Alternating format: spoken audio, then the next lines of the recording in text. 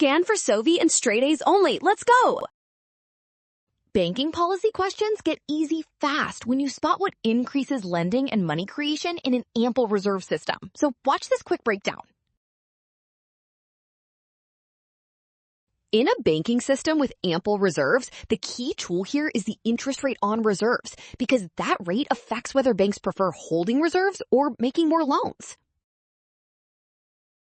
Decreasing the interest rate on reserves makes banks less eager to park money at the central bank, so lending becomes more attractive, which pushes money creation and spending upward.